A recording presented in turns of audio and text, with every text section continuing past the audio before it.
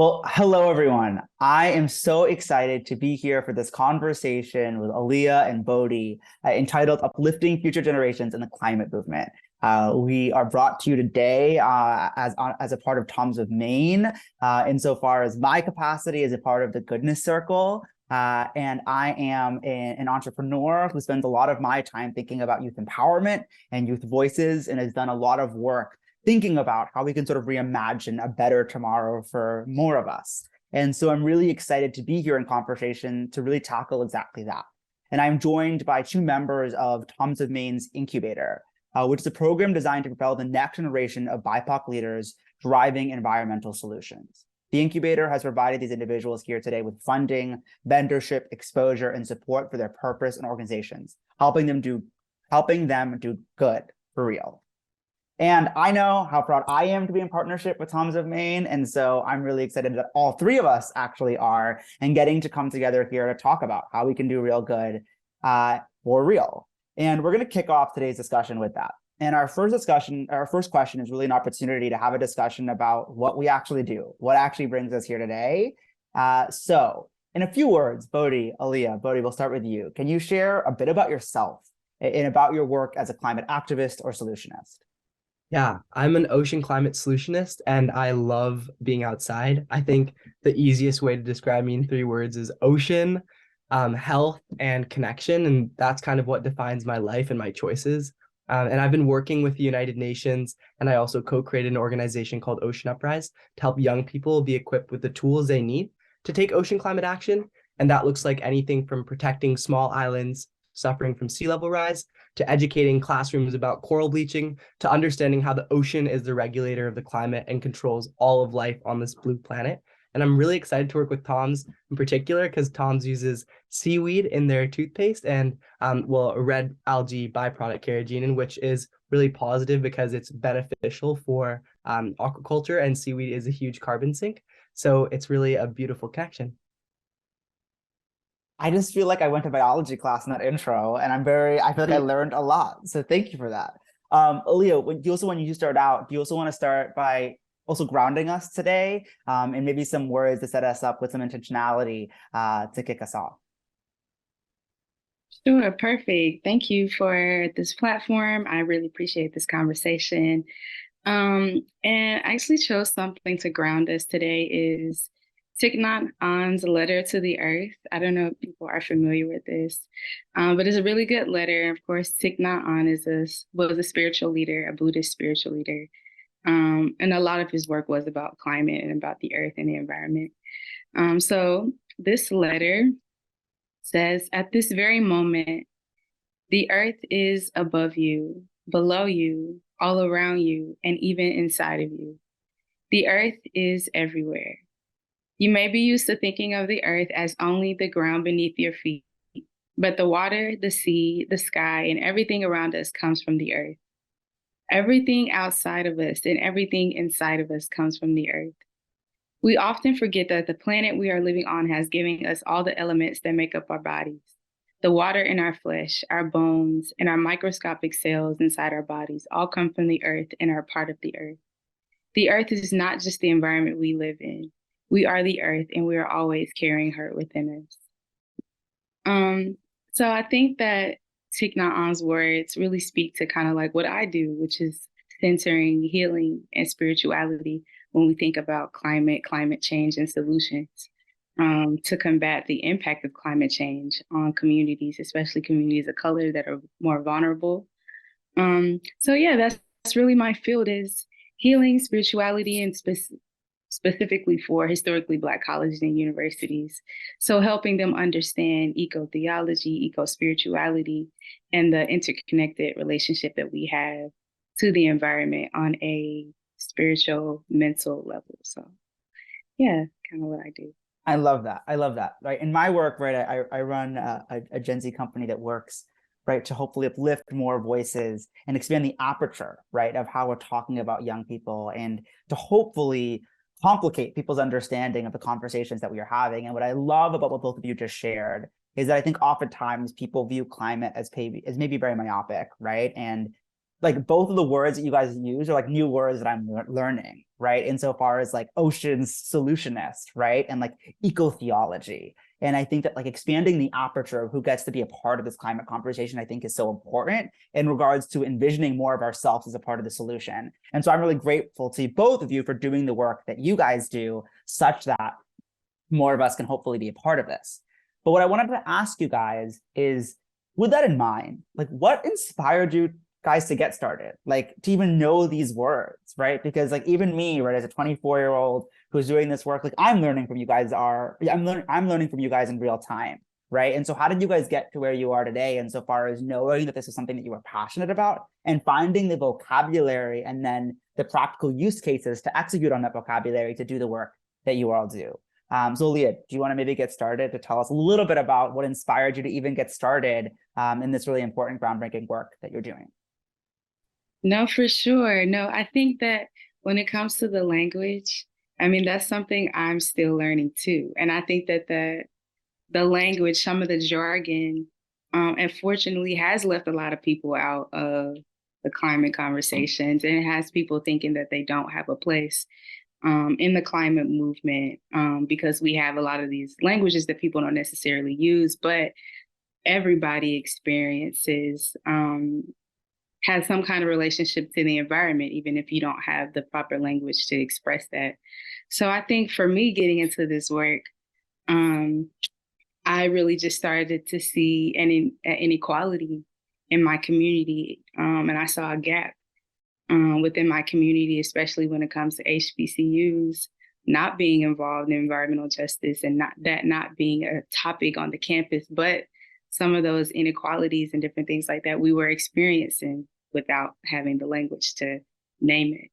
So I think that once I was exposed to environmental justice and climate justice and started to learn the terms and still learning them today, now I'm bringing those things back to help us really describe what we already have been experiencing, what we've already been doing. And that has really guided my work in terms of really helping HBCU students heal from the impact of climate disaster. So maybe we don't necessarily know like, oh, a climate disaster, but we know tornadoes, and we know the stress and the depression and anxiety that comes after a tornado or a hurricane or blizzard or some kind of storm. So I think that, yeah, just helping people feel more involved in the climate discussion, and really centering healing for me is the number one thing, helping people to understand that. So that's kind of what got me into this work. Yeah, Bodhi, I don't know if you want to take it from there. Yeah, well, I want to go back to what Aliyah said in the passage, that water flows through our veins and that we're all connected by water. I think it's a beautiful thing to realize and recognize. And just a few quick stats before we get into a little bit more about my own connection story and how everyone has a connection story. The ocean is 70% of the planet. The ocean is the largest carbon sink. The ocean regulates the climate. All water bodies and all water sources flow eventually into the ocean. So it really is all encompassing of everything on Earth, right? We need the ocean for survival. And most importantly, 2 out of 3 breaths we take, or 1/2 breath we take, comes from the ocean. So the ocean produces majority of the oxygen that we have, and most people don't know that. But my connection story really comes. I'm learning in real exactly. time. Most people don't know that, and I think people often forget about the ocean because not many people have the privilege and the fortune and also the ability to access the ocean. So one of my life's missions is making it accessible to be in, on, and around the ocean. And it all started for me when I was a little toddler, 2-year-old. I looked outside my window. I lived in Indonesia at the time. My dad works for the World Bank. And I saw what was now, I realized, dead bodies floating down the road. And there was an incredibly devastating hurricane. And there were massive tidal waves. And there were even tsunami swells generated. And essentially, this incredible extreme weather event, which is created from different pressures in the atmosphere, resulted in a lot of death, 175,000 people. And at the time, I didn't really know what was happening. All I could see was things floating down the street from the top, like the 6th floor or something of the apartment that we were living in at the time. And 2 years later, I went to Bali for the first time. It's a beautiful, special place. I know it's changing a lot. It's being gentrified.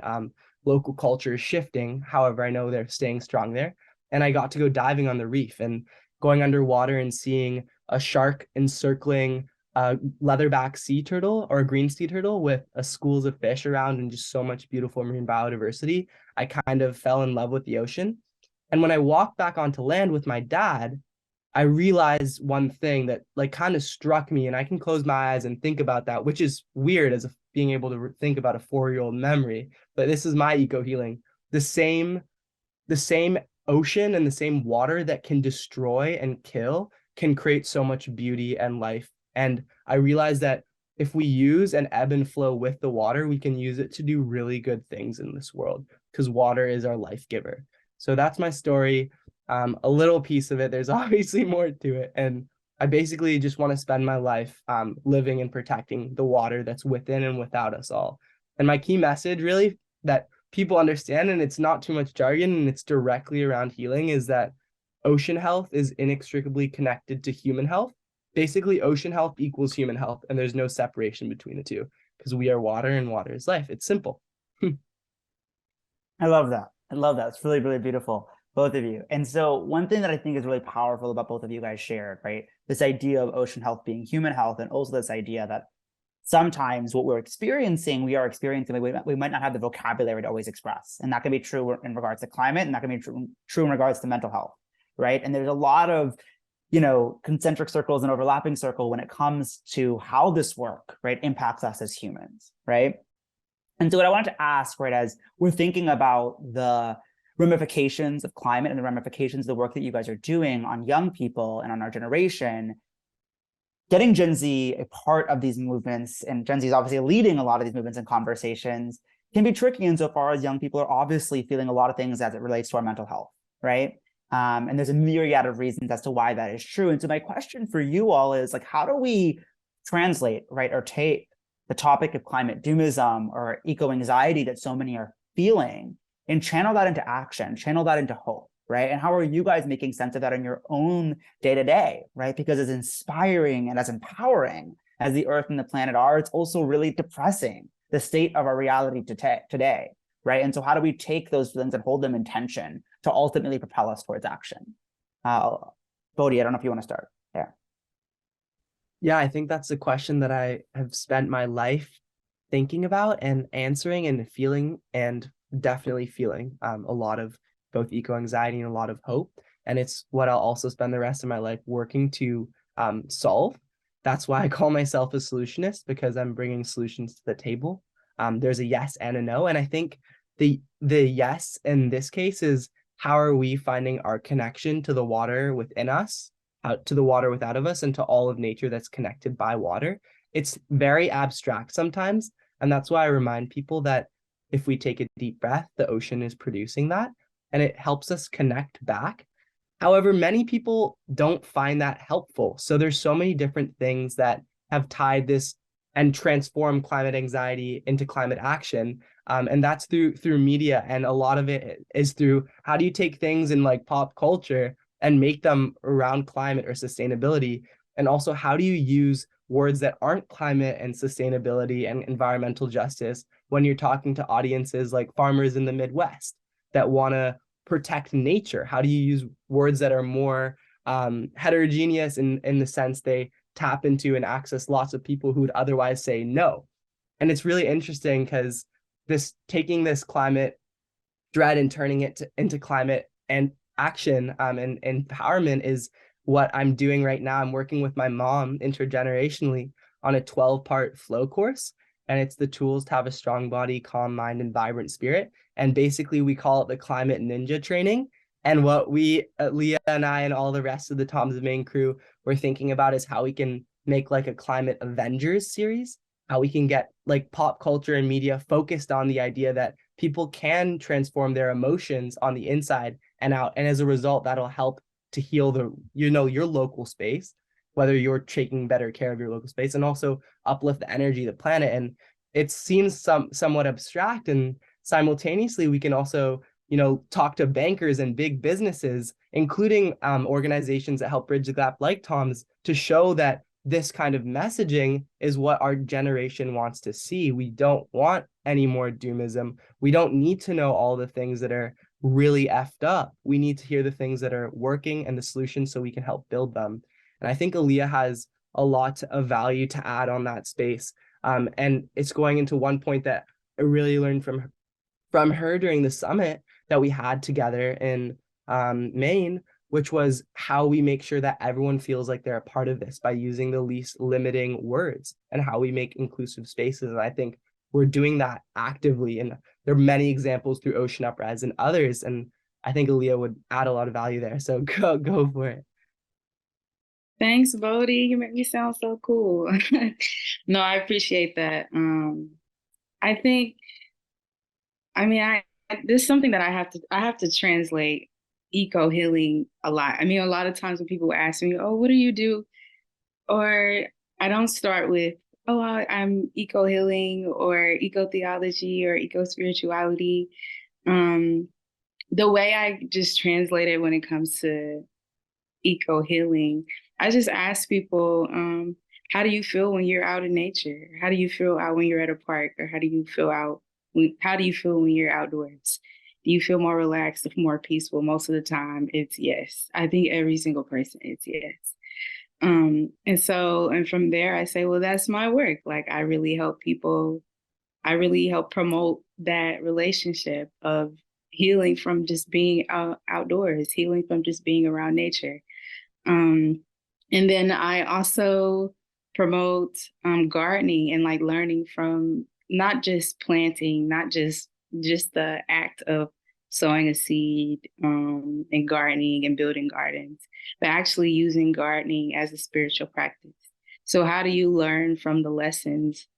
How do you learn lessons from plants? And plants are really similar, really almost identical to human beings. So the same way that plants need to be sown and watered, that you need to be patient and persistent with the process, is the same thing that we need in our own lives as human beings. So how do we take those same principles from planting and gardening? How do we use that as a spiritual practice, as a way to think about how we need to be how we need to be well ourselves?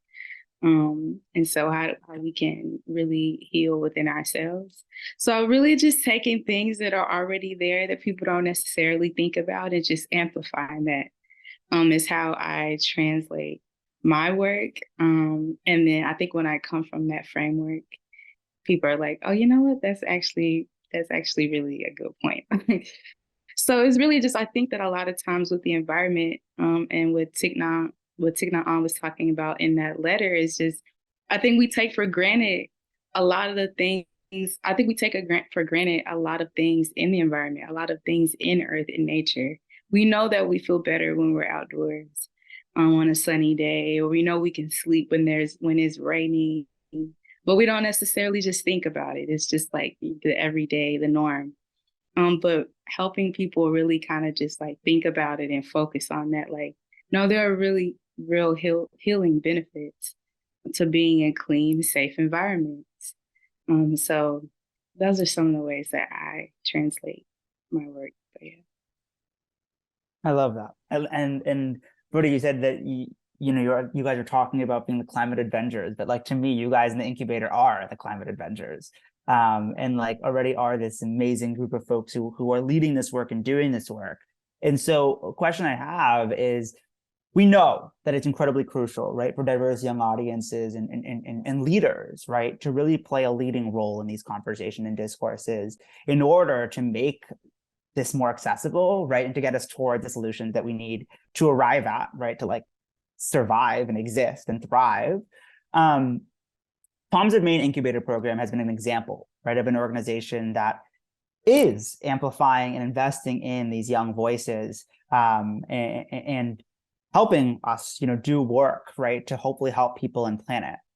But I guess my question is, what are other ways organizations can help you guys as solutionists and activists address the climate crisis? Like, what are you guys looking for in terms of intergenerational solutions, and insofar as the support from companies or brands or organizations?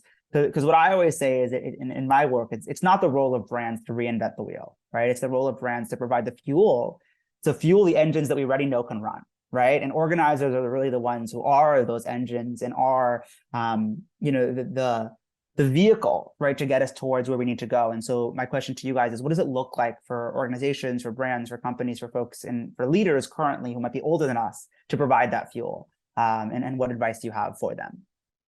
Yeah, I would love to start with this. I would say also I'd go with seaweed biofuels that are actually pretty impressive and growing fast in terms of how we fuel that engine. And hopefully we're thinking about alternative fuels as well when we Absolutely. have inputs. Nature is incredible in developing alternative fuels. In any case, I think there are 5 actions for intergenerational collaboration: young people working with adults, young people having energy and charisma and positive ideas and incredible ability to solve problems, working with adults with experience in industry, with financial understanding, with execution skills. The first is mentorship and 360-degree mentorship. That means young people serving as mentors and mentees.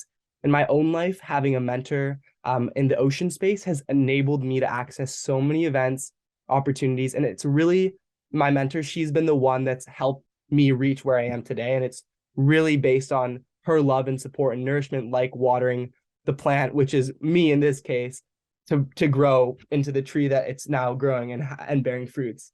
The second thing is focusing on having young people in C-suite positions and in executive boards. I think having intergenerational boards and building on the idea of one-faceted youth advisory boards to creating multi-generational, intergenerational advisory boards. I'm saying the word intergenerational so much, it basically just means everyone working together rather than just grouping young people together and saying, here, you guys do your thing, grouping executives together saying, here, you do their thing. No, we should all work together in solving problems. And that means having young people like sit within the executive and C-suite positions of these large companies and having asks around that. And it's something that I bring to investment forums. I bring to even banking meetings, including some of the bankers that invest in fossil fuels. I'm saying, hey, we have to work on creating better systems and also systems that can be profitable in the future. And we have to stop these extractive systems by innovating, and it requires young people on boards. And that's a reality we're facing. It's very scary and very confusing. Having young people on advisory boards is definitely an action. And then, sorry, I'll go quicker. The third is No, really take your time, around, my friend. This is really important stuff. Yeah, the third is around paid internships. A lot of internships right now are unpaid, especially for young people that are most marginalized and those that need the most amount of finance. A huge barrier I see is internships like even at the United Nations that don't pay young people, so they only cater to an audience of young people that can afford to work for free. So please pay your interns. Organizations, businesses, everyone should be paid, even if they're just an entry level as a young person. We have places to go. We need to eat food. We need to drink clean air. We need to breathe clean air. We need to drink clean water. We need to be in healthy spaces. So help us do that. The fourth is focusing on intergenerational task forces. So having young people and adults like really focusing on niche groups and solutions. And we're doing this for the Voice of the Ocean, which is another story. And the fifth really is joint decision making. I think that one is pretty self-explanatory. We need to make decisions together, and that involves an all-encompassing process. So those are my 5 actions for intergenerational collaboration. I think they've worked and they've resonated, and now we need to implement. And that's a really important word. Implementation of these climate agreements, of these climate commitments, implementation of these ideas, because we have them, we just don't implement them as effectively. And the Incubator program is truly one example of how this has been implemented well. And I think it's a great case study that other businesses and brands can use. Because I would say create, a $1 million fund for climate justice within your business. Create fund and offer funding to young people that are innovating, because the reality is those are your consumers and those are who's going to become the C-suite in a couple of years. So might as well bring us on now. Love that. Aliyah, you want to add on? Yeah, Bodhi, like knocked it out of the park. I echo everything that he just said. He's spot on with the recommendations. I really would only just add one or two things. I think for me, in terms of intergenerational just collaboration with corporate companies and or organizations, is just finding ways to identify common goals. And I think that should not be easy when it's concerning the environment.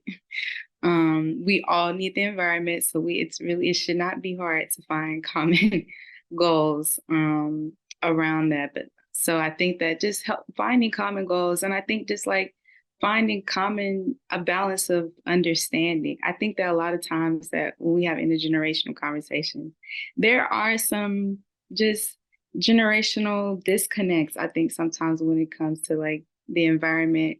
I know I was talking to one person who was saying that, an older person who was saying, yeah, back in my day, we used to have all of us farmed, we all helped out in the farm, we all planted, we all grew things. And the kids today, they just don't care about that. I'm like, well, it's not necessarily we don't care about that, but we are living in a different time period. Like, this is the era of technology. Everybody has phones.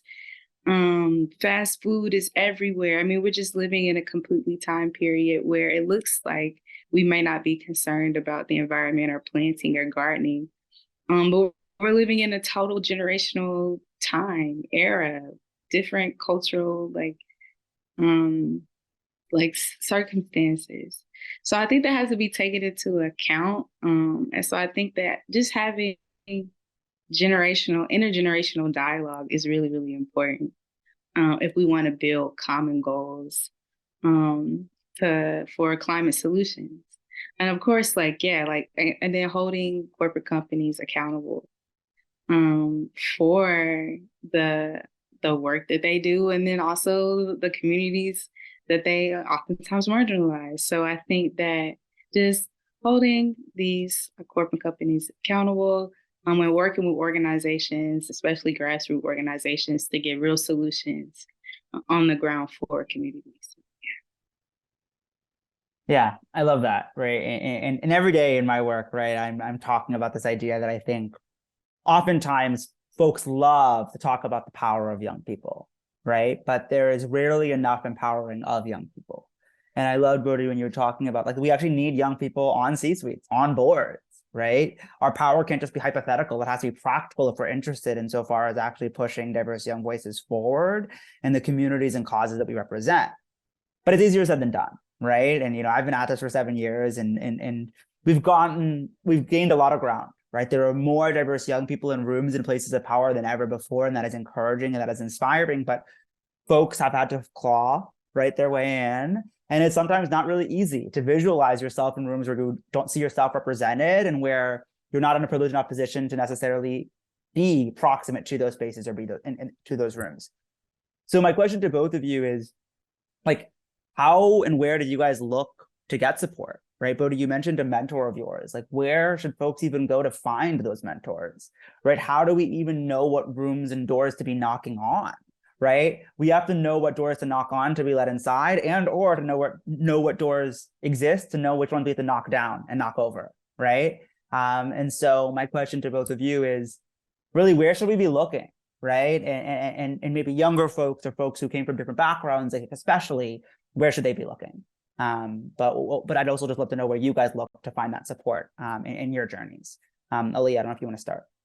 Sure. Where do I look for support? I mean, I hate to say this might be like a simple answer, but sometimes it's just faith. Like, it's just faith and like fate. I mean, a lot of times you don't really know a lot of people's intentions, or oftentimes, I don't know who to talk to when it comes to certain fields of climate. And so just finding people who speak to your particular issue or speak to something that you're passionate about, their work resonates with you, with issues that you're concerned about, I think it's great to start there, start connecting with those people. And then like just going down rabbit holes. So I think, it's like I said, it can be difficult. But if you just identify I think for me, I've just been able to identify certain people who speak to the issues that I'm passionate about, and just going from there. Yeah. Bodhi might have, I don't know what his experience has been. Yeah, I would definitely say being audacious and being, you know, confident enough to ask and even faking it. I definitely had to fake it a little bit to be confident enough to ask for support. Asking for help is going to be your best friend in this movement and in this process to build solutions, whether it's environment, sustainability, or oceans, or whether it's something completely different like sustainable business. Of course, they're inextricably linked as well. Asking for help is huge. That's how I got my mentor. Started in my first year dorm room, writing an email, moonshot to the world's leading professor on oceans and human health. And she said, yes, let's get on a call. And it all started there. And then I got to go to the middle of the South Pacific, one of remote islands, to learn about the frontline communities and ocean stewardship initiatives that are happening that are showing the power of island resiliency as examples of how ocean solutions can be accelerated across the world. And that's led to working with United Nations and working with different institutions and universities, and also being able to be a guest lecturer to my own classrooms, which is really funny. My friends make fun of me for it. I want to plug 3 organizations, though, that are actually from the Tom's Maine Incubator program that Tom's helped me connect with, which was really cool. I think that was probably the coolest part of the incubator, like meeting Aliyah, meeting everyone, which was Black Girl Environmentalist, Wawa's organization, Christie's organization, Green Girl Brown, and specifically the Green Jobs Board. They also help with mentorship and job prospecting and internships. And then my mentor was Isaiah Hernandez at Queer Brown Vegan, who helped me a lot in terms of like what mentorship looks like and how we can learn amidst young people, like how we can even have like mentor-mentee situations and 360-degree mentorship within our own generation. Like it doesn't always have to be like older people that are, the head of Tom's, like who's a wonderful person and has been super helpful. It doesn't always have to be like these executives who we look up to per se, because we're really like looking directly at them and we're working together now. So working with like BG, Black Girl Environmentalists, and learning from the Green Jobs Board has been super helpful in the process. I would say peer mentorship and peer-to-peer collaboration is great. And then there's another great organization if you're a young person wanting to get involved, which is, or anyone for that matter, if you're 60 in your late career and wanting to continue in sustainability, it's called Work and Climate. And they basically connect you to anything that you need for climate mentorship. So I highly recommend that.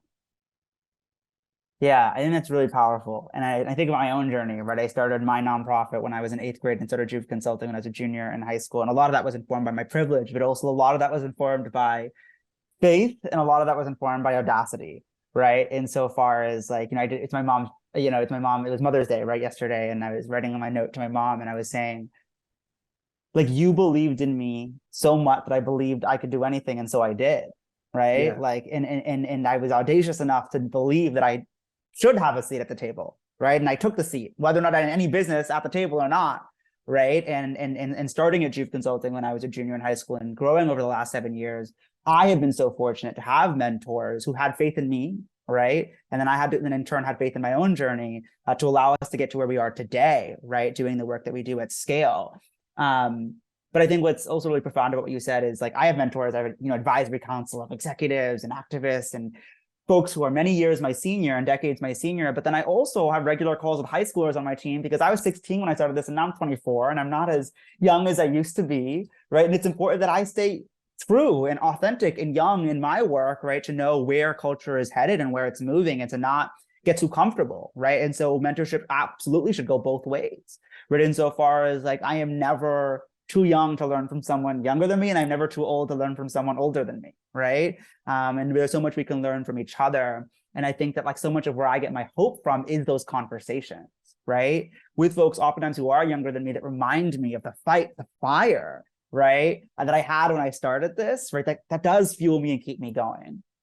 And so with that, as we sort of close out here, a question I have for you all as our sort of final question before we close this out is, in what ways do you think our generation will continue to step up in the climate movement in the next 5 years? Aliyah or Bodhi, whoever wants to start. Yeah, what ways? I mean, I think first I'll say like in big ways. I think this is the most I have seen climate, sustainability, environmental justice, like these words, these conversations. I mean, they're just being had at like rapid rates now. I mean, it's like everybody is talking about climate change. And I think that it's because of like the real experiences of climate change that we are experiencing right now. I mean, the consistency of climate disasters, for example, happening so frequently. I mean, these are just certain things that people are like, we have to figure this out. And I think that the younger generation really wants to be at the forefront of change for their families, for the next generation. So I think that the younger generation is really about creating a new world, a new reality, a new relationship with the environment, a new model. So yeah, I'm really excited about that. I can't wait to see what this all will come to. It's kind of crazy, but it's just yeah, I've never seen it talked about at this magnitude before. So it just really makes you wonder like what the future really holds, and what role youth are really going to play. But I'm going to say a huge role. So yeah. I think adding on that, I think we're changing the relationship we have with nature from extractive to regenerative. And we're changing a relationship and a colonial mindset of one track way to profit to this symbiotic relationship. And I think having this indigenous resurgence, learning and getting wisdom from a lot of indigenous cultures around the world, for me, from the Musqueam, Tsleil-Waututh, and Squamish First Nations on the coast of British Columbia that have taught so many ways of different stewardship of kelp forest ecosystems, basically huge, the forest, the rainforest of the sea. I think we're helping to shift a generation and finding symbiosis. And it's not just symbiosis with the earth, because that's going to be a long process, right? When we look at businesses and brands, even what kind of products and materials we're using, there's a lot of innovation ahead. And right now, the seaweed bioplastics, the alternatives aren't quite there yet at the price point. So having patience is also important. And our generation definitely lacks in that. I think we are impatient. I think we are very ready to get going. And I think there's a beautiful part about that. And that's the beauty of this intergenerational component. Every generation thinks they're going to change the world and be the best. I know our generation is going to do that because we've already seen it. And there's certain data points that show us that the trend is looking positive, and it's looking like that hockey stick curve that businesses always talk about in terms of their profit margin growth. Like that's what we're looking like for environmental justice, for climate conversations, like Aliyah said. That's what we're looking like for actually healing the planet. And even though population is booming and people might say, well, your generation is so attached to technology, we're using technology, we're using artificial intelligence as tools for good. I'm going to give one example that's been on my mind a lot. It's a company that I work for called On Deck Fisheries. We're basically using artificial intelligence to track fish bycatch. And when we pull fishing lines onto boats, we can see exactly what fish are caught and what's not. So it reduces catches of important critical species like North Atlantic right whales in bycatch, like sea turtles, like sharks that are important to the coastal waters, that are important to the ocean, that are important because they're the reasons why we're living, helping keep the ocean healthy so we can be healthy. So we're using technology as tools for good. And this is all a part of this transformation from extraction to regeneration and to working in symbiosis with nature. Well, I just want to say that I am blown away by both of you, and I have learned so much today from both of you. Aliyah, I love when you were mentioning this new reality that Gen Z is really reimagining, right? That young people are reimagining and moving towards, and Bodhi, what that, articulating what that looks like in terms of a regenerative mindset, right? Of really asking ourselves, not just how can we leave things as we found it, but how can we leave things even better off than we found it, right? Because the way that we are finding things today is not sustainable. Sustainability wouldn't get us very far, right? We ought to be regenerating, reimagining. to get us towards even better. And I think the work that both of you guys are doing and how deeply you are invested in your spaces, right, of oceans solutioning and to, eco theology and the diversity of your perspectives, I think is really profound and beautiful. And I know that I've learned a lot, and I imagine anyone who chose to listen in today is learning a lot today as well. And so thank you all for joining today. And thank you all for being a part of that hockey stick, right, of these climate conversations that we're having, of this reimagining of a better and more inclusive and more vibrant and more healthy tomorrow. I am so grateful and so optimistic about our future because in large part of the diverse young people who are leading the way. And I'm thankful to the Toms of Maine Incubator members and for Toms of Maine for investing in those incubators, for everyone taking the time to be a part of this discourse, for joining us in this discussion, to continue to think about how we can inspire our generation and all generations to continue to fight for our planet and for all people. If you're interested in learning more about these awesome leaders and their environmental solutions, please visit tomsofmaine.com/incubator. I know I will be spending some time after this doing a deep dive into both of you and your amazing members, fellow members of the incubator. And I'm just eager to keep these conversations going because it matters and there is a lot at stake. And so thank you. And looking forward to keeping these discourses going. Thank you. Thank you.